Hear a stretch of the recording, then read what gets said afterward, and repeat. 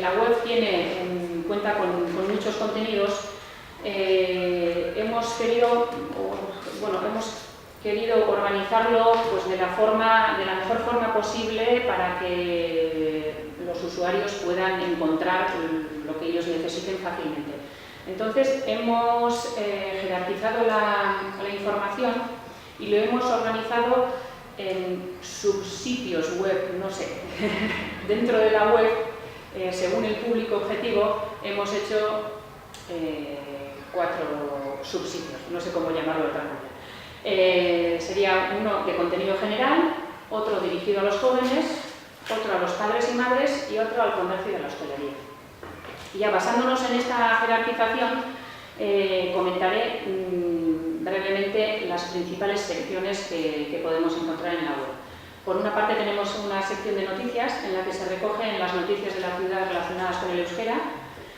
Luego tenemos una agenda en la que se recogen las iniciativas que se programan en Donostia en euskera. No solo el servicio de euskera o el ayuntamiento, sino cualquier asociación o entidad de la ciudad.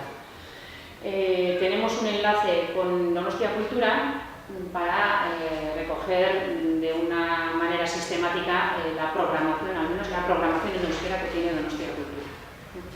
Luego tenemos otra sección sobre subvenciones. El servicio de euskera da subvenciones tanto a la ciudadanía para aprender euskera como a diferentes asociaciones o euskaltegis. Y bueno, tenemos un apartado en el que se recoge toda la información sobre estas subvenciones. Luego tenemos otra que hemos llamado Estudia Euskera, donde de alguna manera se informa sobre todas las herramientas que pueda tener la ciudadanía a su disposición para herramientas y recursos para poder estudiar euskera. También tenemos otra sección, Educar en Euskera, actividades para niños y niñas y padres o madres.